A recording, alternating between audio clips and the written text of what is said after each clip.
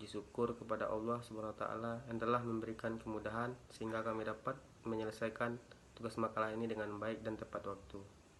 Tanpa pertolongannya, tentunya kami tidak dapat menyelesaikan makalah ini dengan baik.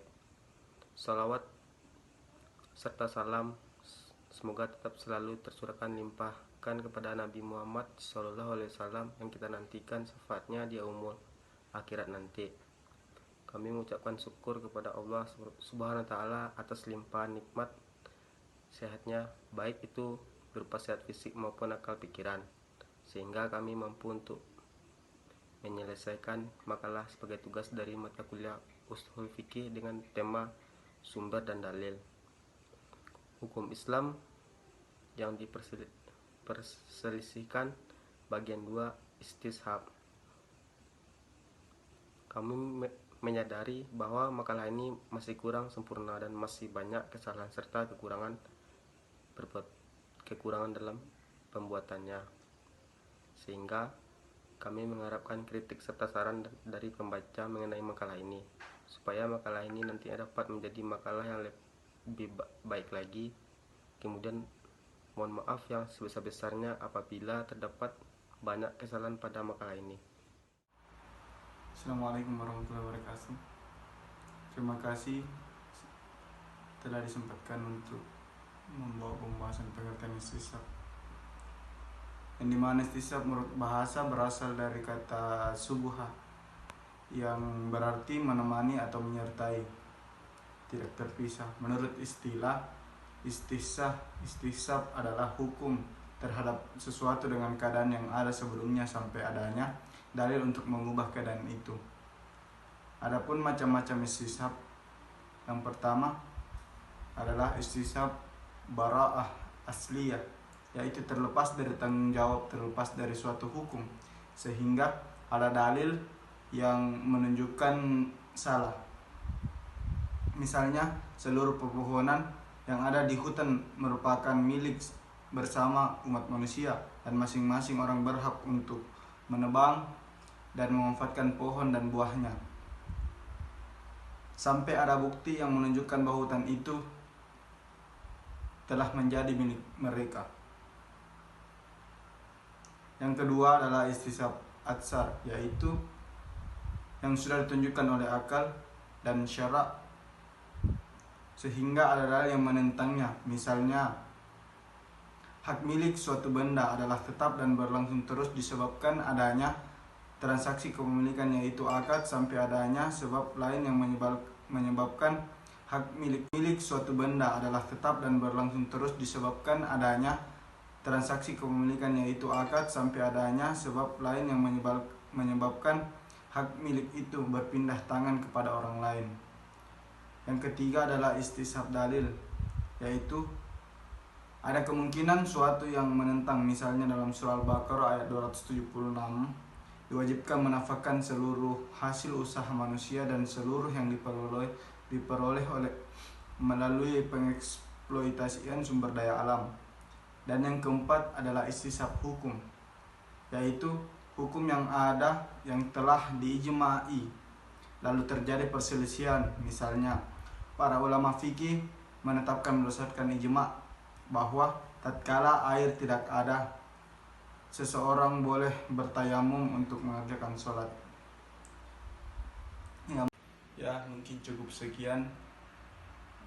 Kurang lebihnya mohon dimaafkan dan mungkin dilanjutkan oleh teman-teman.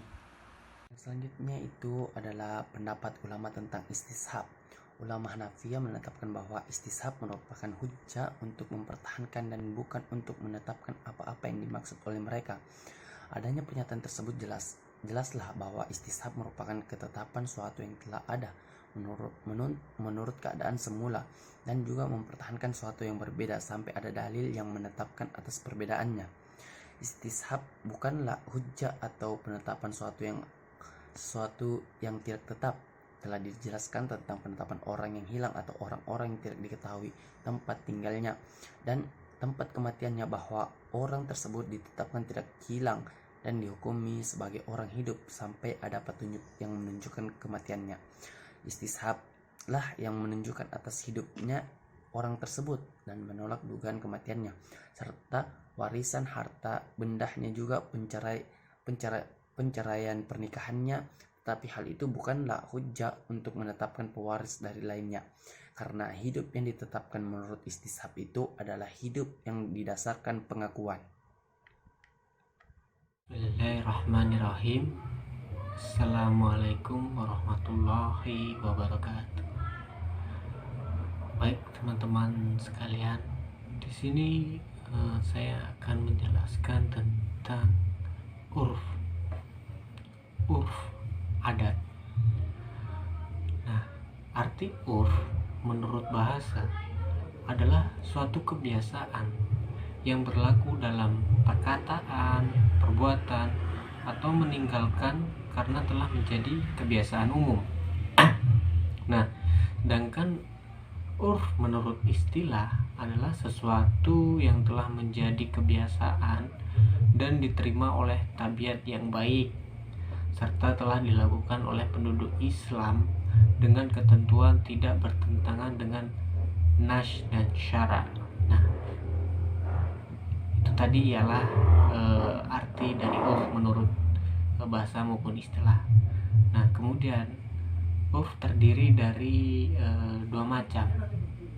Yang pertama ialah urf sahih. Nah, urf sahih itu yang diketahui orang, tidak menyalahi dalil syariat, tidak membatalkan yang wajib, dan tidak menghalalkan yang haram. Kemudian yang kedua yaitu urf fasid.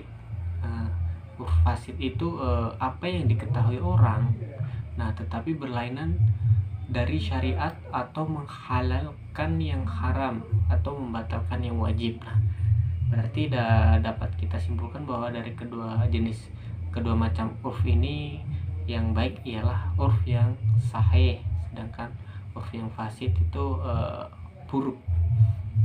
Kemudian kehujahan urf. Nah, ada dua golongan yang berpendapat tentang kehujahan urf ini.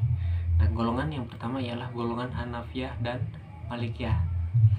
Golongan Hanafiyah dan Malikiyah ini berpendapat bahwa urf adalah hujah untuk menetapkan hukum selagi tidak bertentangan dengan syara. Nah, yang kedua ialah golongan Syafi'iyah dan Hanbaliyah. Nah, golongan Syafi'iyah dan Hanbaliyah ini berpendapat bahwa urf tidak hujah untuk menetapkan hukum karena bertentangan dengan syara atau urf fasid. Nah, mungkin sekian yang dapat saya jelaskan, kemudian akan dilanjutkan oleh teman saya. Ya, langsung saja saya melanjutkan penjelasan dari teman kelompok saya. Saya akan menjelaskan hukum urf. Yang pertama, urf sahih pandangan para ulama. Telah disepakati bahwa urf sahih itu dipelihara dalam pembentukan hukum dan pengadilan. Maka seseorang mujtahid diharuskan untuk memelihara ketika ia menetapkan hukum. Begitu juga seorang qadhi atau hakim harus memeliharanya ketika sedang mengadili. Sesuatu yang telah dikenal manusia meskipun tidak menjadi adat kebiasaan, tetapi telah disepakati dan dianggap mendatangkan kemasalahan bagi manusia, serta selama hal-hal itu tidak bertentangan dengan syara harus dipelihara. Ya, selanjutnya yaitu hukum urf fasid. Adapun urf yang rusak tidak diharuskan untuk memeliharanya, karena memeliharanya itu berarti menentang dalil syara atau membatalkan syara. Apabila manusia telah saling mengerti akad-akad yang rusak seperti akad riba atau akad goror atau kotor, maka bagi urf ini tidak mempunyai pengaruh dalam memperbolehkannya. Apa yang disampaikan teman-teman sebelumnya itu, saya akan menyimpulkan seperti istishab merupakan landasan hukum yang masih diperselisihkan, akan tetapi kita sebagai umat Islam sepatutnya kita mempelajari dan mengetahui setiap hukum-hukum yang ada. Istishab merupakan suatu hukum yang menganggap tatapan status sesuatu seperti keadaan semula selama bentuk selama belum terbukti sesuatu yang mengubahnya. Dalam melihat hukum istishab, kita jangan melihat dari suatu sudut pandang saja, akan tetapi mempelajari secara cermat mengenai seluk beluk istishab itu sendiri. Sedangkan urf itu secara etimologi yaitu berarti sesuatu yang dipandang baik dan diterima oleh akal sehat. Dari segi objeknya, urf dibagi kepada al-urf al-lafzi, kebiasaan yang menyangkut ungkapan, dan al-urf al-amali, kebiasaan yang berbentuk perbuatan. Dari segi cangkupannya, urf terbagi dua, yaitu al-urf al-am, yaitu kebiasaan yang bersifat umum, dan al-urf al-khas, kebiasaan yang bersifat khusus. Dari segi kebiasaan itu dari pandangan syara, urf terbagi dua, yaitu urf al-sahih, kebiasaan yang dianggap sah, dan al-urf al-fasid, kebiasaan yang dianggap rusak.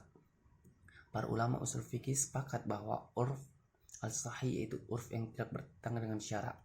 Mungkin hanya yang dapat kami sampaikan dari saya, perwakilan dari kelompok 5. Mohon maaf jika masih banyak kekurangan dari presentasi kali ini. Saya tutup. Assalamualaikum warahmatullahi wabarakatuh.